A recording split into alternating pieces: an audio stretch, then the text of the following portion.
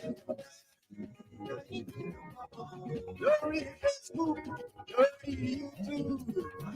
morning to you. Good afternoon to you. And good evening to you from wherever you are joining me this moment. It is brunch time with Mayegun.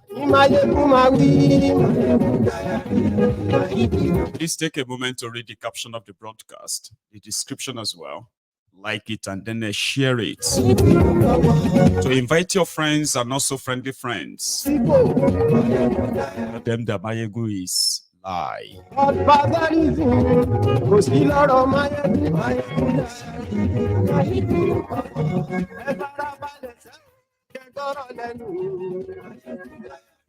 The brunch time with Mayegun is the moment we kind of have an appetizer, you know, like a peep into what is going on in Nigeria. Yes. And we have a phase 2 of it as well, where we also read the historical content here. And then another phase of it is the open mic, where you too can have your own contribution taken. So share this, invite your friends, invite your not so friendly friends, your frenemies, whatever. Tell them that Mayegun today.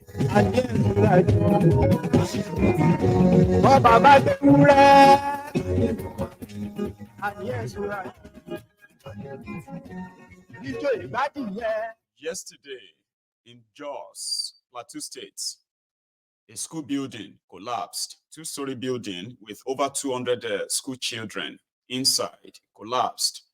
And we heard that about 117 of them were trapped. However, some of them have been rescued alive, but 17 others were not lucky. They died.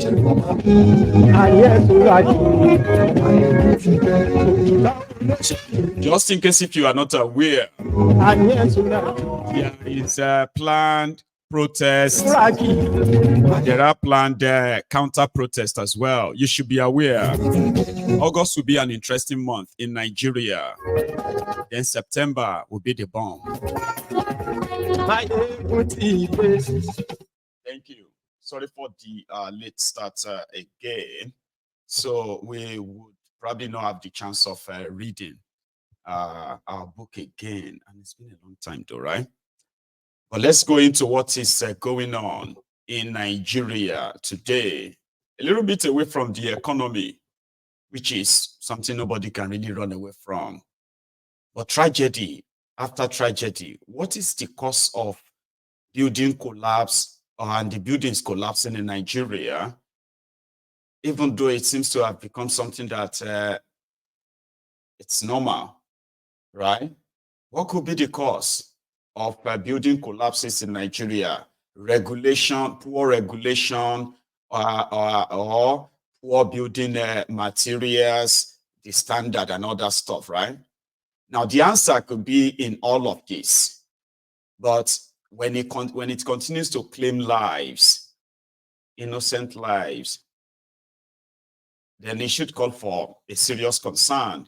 You may be moving into a beautiful building that you have no idea that is constructed with substandard building materials. So who is responsible for this? So who should be responsible for this? Tragedy after tragedy. 24 hours after what happened in Jos yesterday, this also happened in Abuja this morning. Let's go on and check that out. You can see a building collapsed this morning at 22 phase 2, site 2, Sultan-Dosuki Road. And ever since we've called NEMA, fire service is here, police are here. But the most annoying thing is that no rescue equipment. People are trapped in the building and so many things is happening. In fact, they have stopped us from doing a video about this incident. I'm doing this hiding somewhere in a compound where I live close to the building. Please come to their rescue. If anybody know who can send in an excavator, please let them do. People are trapped in the building, and right now the agencies are here, but with no equipment to rescue people here. Please, please, let the right agency come to their aid. People are trapped. People are trapped. People are trapped. You can see the building from afar. I'm doing this because I'm not allowed to go close to the building to the video. I'm hiding somewhere to do this. Please send people to come and rescue them. Thank you.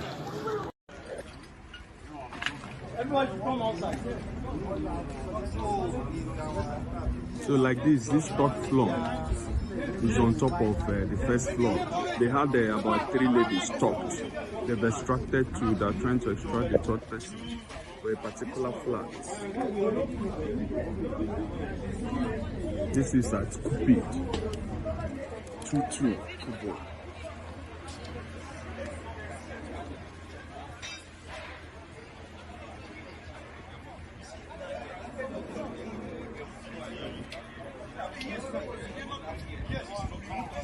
You can see a building. So the neighbors who witnessed maybe the shaking, the vibration, and then the eventual collapse, they gave an account. Let's listen. Good morning. Please, what's your name? Good morning. I'm Mrs. Ella Onyeke. Okay. So, as a resident of here, what really transpired? Yes. What happened yesterday? A man who is living in that building left there yesterday, saying he noticed a car yesterday. So he left with his family. So 5 a.m. this morning, some people that are living there say the building started shifting. You understand? Started shifting. So some of them left, and they tried to notify others who are living there. So those ones, they knocked at their door. Where they were knocking, those ones didn't answer them. So that they are inside. Some of them left before the building collapsed, and some are still inside. And some are still inside. 7 a.m. this morning is actually the time that this incident happened. So we are still praying for this lady called Melanie to come out safe and sound. So I don't know. So far so good. How many people have been rescued? Like the ones I recorded is about 4 people. And this lady is still there. Melanie, like I said, she's still in there. A copper. She's still in there. So they are trying their best. So the rescue team, they are trying their best actually to bring her out. So we are still praying to God so that she will be out safe and sound on hand. So, okay, please, what's your name again? Mrs. Ella Onyeke. Okay, thank you. Thank you, sir. Good morning. Your name? Okay, my name is Amakaya. So this morning, I think about 7, that was when we had that rumbling sound. So I thought it was from my next compound. Only for me to rush out. Only for me to rush out, then I heard commotion, and all. So I went to the front and saw that the building had collapsed. So coming to my backyard, this is the back of my house, so everything had already come down. So they've been trying to rescue people. They've rescued some people. So they called FEMA. FEMA, they are around. Fire service are also around. So they've rescued some people. They are still trying to rescue more people. There are some people still trapped inside. So they are still trying to do the rescue right now. How many people have been rescued so far? About 4 people have been rescued. So some are still inside. Because you can hear sounds, people shout and all. Okay, as at what time did this happen? When I noticed it was around to 7 this morning. Just a few minutes to 7. Thank you. Thank you very much. Good morning. So some people should be held responsible when things like this happen. But nobody is held responsible. There is no change in their building code or whatever it is that should be regulating the prevention of this. That one is a house probably built by a developer and rented out, because most of the people living there, they were just tenants who were moving out. So there is no record of any death yet. And we hope it stays that way. As for we hope melanin comes out safe and sound. Well, the best is for her to come out alive. There's nobody that will be under a rubble, a collapsed building, expected to come out safe and sound. Safe, yeah. Sound, maybe not. But they should be alive. And wherever it is, it's obvious that there are rescue teams there, but it's going to happen again and again and again and again and again. You know? I mean, I wouldn't mind if they build the structures in some of these places, right, that occupies large number of people are put to, what do you call that thing again? Structural test. And if they don't stand the test, get them demolished and save lives. See, this is one of the rigged world that I've sort of explained, many times on this platform, that when you are born in Nigeria, and especially those of you that were not born with any spoon at all, there were those who were born with silver spoons, they say. Others were born with wooden spoons. There are so many of us that were not born with any spoons at all. So when you look at the scale of things, where you stand, with the rest of the world, you realize that the world is, or life is already leading you by 4 goals or 4-0 in the football term, 4-0. So now how are you going to try and equalize when the people that ensure of that are still in charge, making decisions that are affecting those who are here now and those who are not here now? Our unborn children, unborn generations are going to be here eventually, and they're going to inherit all this kind of society, so to say. So the world leads us. Then if you get education, you are likely going to then have, that is going to be like a 4-1. Okay. Then when you have at least a manageable leadership running your country, which will then give you more opportunities to explore, then you are likely going to be 4-2. Now that 4-2, you have education, you have opportunities, you can create wealth. By creating that wealth, you climb the third ladder. When you climb the third ladder, that means what? You are already close to where some people were as they were born. You are close there. Now, getting there will now give you the opportunity, possibly, to see the world. Then you will now understand more, broaden your horizon, and know better about life, and know that this world is beyond the border of your town. Now, by so doing, you become, they will say, oh, he's an enlightened person, exposed person. So you are supposed to now be what? You'll be equal with the world. But the criminals in Nigeria ensure that the type of education they give to you is adulterated. They are teaching you, they are passing the knowledge that the rest of the world have left behind 50 years ago. They are still pushing that for the generations that they are giving birth to now, right? However, the rest of the world keep moving on. So it is their intention to give your children the way they give us a adulterated education, the one that can never really compete anywhere in the world. And if you are not born with a silver spoon, wooden spoon, like you are not born with any spoons at all, see how the whole thing is rigged against you. Now your education is adulterated, your opportunity is limited. And how do you then create wealth to be, even if it's going to be to equalize with the world, where you can actually live like a normal human being that is respected, not the one whose self-esteem is completely there every day, to be assaulted, to be brushed, to be crushed, even before they can even test out wherever it is their esteem is, So you see how it's rigged against us. You see, when you participate in enabling these rogues, and they therefore, right, have a system where you could just die anytime, die of preventable things.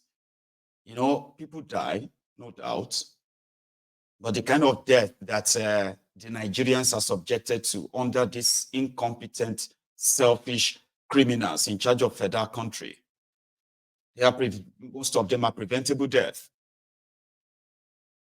But because they have managed to sort of cage them religiously to the point whereby they just have to accept and say, well, maybe it's the will of God. And that will of God has made it easier for these rogues to get away with so much.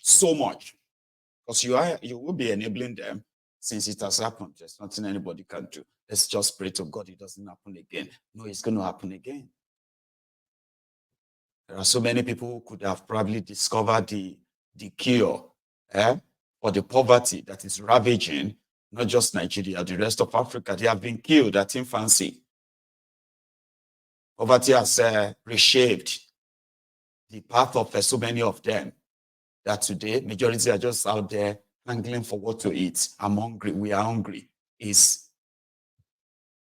barely have any rational thinkers to challenge this rogue. So they succeeded in incapacitating generations, millions of people who are just existing for the sake of existence. You put them in a room and ask them their purpose. They can't really articulate their purpose in life. They can't really tell you what they want to be, per se, in clear terms, because you were not raised to be. Look at us. And it's okay, as long as people remain under that kind of a bondage with these rogues, then we can be living in buildings that could collapse on us anytime and kill us. You could be driving on the road that will eventually lead to our death. You could end up, cornered by the supposed policemen, security agents that were supposed to protect you, and then your life can be taken away. I mean, snuff out of you just like that. In a rotten system, that's what you have to. There's so many dangers that can take your life that shouldn't. Communicable diseases, illnesses that are preventable these days are taking lives in Nigeria. Malaria is still killing people there. It's like, the more things change, the more they remain the same. But yet generations have been born into this cycle of misery. So the entire system needs to be what? To be wiped out. And all its products should also be what? Cleaned out. But the society that should sort of carry that out are not in that realm. Majority of Nigerians are not in the realm of how to possibly rescue themselves. Or with individually, everyone just wants to sort of get out of the hell. Oh, the sinking ship the sinking ship as soon as possible. So it makes it easier for the rogues, right, to continue to maintain their slave colony. So you can die anytime when you shouldn't. That should be scary. Your money can't save you, okay, from the dangers that these guys have actually created. People now walk about, if you have small money, you walk about with security guys who are there, brandishing different kind of guns just to protect you, right? It is so risky that people don't get, people don't have access to healthcare during emergency, except they rob the palm, except they rob the palms of some of these people. The corruption runs so deep that even if you are looking for justice, right, and then you realize that justice in Nigeria is for the highest bidder. So a lot of people's lives have been cut short due to the kind of shock they've experienced. That one that we call the "May Nigeria not happen to you." When it does happen, you realize that how can we actually live long in a society like this? How? And that's only for the rational thinkers. People who can sit down and just think like, man, we are in a mess, a very terrible one. See, they were having a conversation in their National Assembly. You know, I can bring you their drama every now and then. They were having a conversation about how service chiefs were using the defense budget, diverting the defense budget to private pockets and building private universities in their own villages, like the National Assembly of Nigeria. They are aware, and therefore, rather than make a move to get those service chiefs arrested for what they have done to you, look at the wreck that the terrorists have done. Look at all the ruins that the terrorists have unleashed on Nigeria. Now, if somebody in the National Assembly, the people that are voting money for this, money for that, if they discovered that the money they voted to improve, this is what they said to improve the technological whatever of the Nigerian army in order to combat the terrorists. They said this money was diverted by these service chiefs, starting from Buratai the butcher. The money was diverted into private pockets. And they used the money, some of them used the money to build private universities in their villages. And we are talking about billions of dollars here in the last 10 years. Billions of dollars have gone into them fighting terrorism. And guess what? The more money they spend on terrorists or fighting terrorism, the bigger, bolder, stronger, and deadlier the terrorists have become. Many of them have kind of like expanded enough that they have territories of their own that have been ceded to them by the Nigerian government. They call those areas ungoverned areas. If you go there, you are on your own. Oh, try to be careful. The more they spend on fighting terrorism, the more terrorism grows in Nigeria, the more lives it claims. And these lawmakers, they found that the money meant for this fighting or defense of Nigeria, the money were diverted by the service chiefs. I don't know how they did it, but they found out, and guess the nonsense that these rogues were debating. They were debating on how to set up a committee and empower that committee to make sure that from now on, every penny that they budget for fighting terrorism, the committee will make sure the service chiefs do not divert them to go and build university. And you say Nigeria can be helped.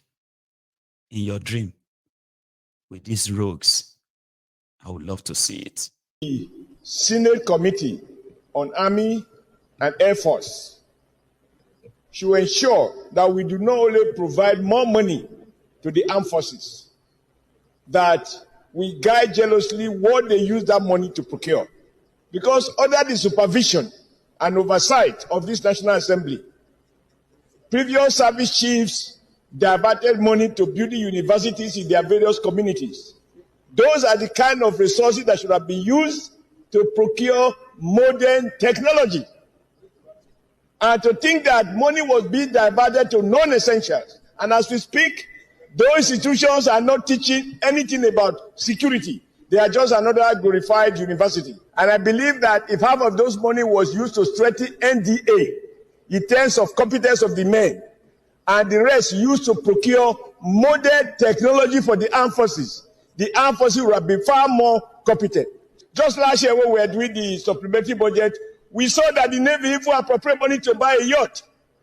That is why the oversight responsibility of this Senate is extremely important, to prevent the armed forces to prioritize in a manner that coincides with what we think the Nigerian Army should be doing. Additional prayer proposed by distinguished Senator Adams Oshimole is to the effect that we should mandate our Senate committees on defense, Navy, Air Force, Army, and other related security agencies to oversight all appropriations to the armed forces to avoid diversion of such monies from procurement of necessary tools to fight insurgents into unnecessary construction of universities in various domains of the armed forces chiefs. This prayer has been seconded. Those in support of the prayer say aye. Those against say nay. Let me take it again. The prayer is that all the Senate committees on defense, Navy, Air Force, and Army should immediately oversight and monitor that all appropriations made by this hallowed chamber are not diverted by the service chiefs to construction of universities in their communities, as happened in the past, but rather injected into the purchase of weaponry and technological equipment meant to fight insurgencies. This prayer has been seconded. Those in support of this additional prayer say aye, and those against say nay.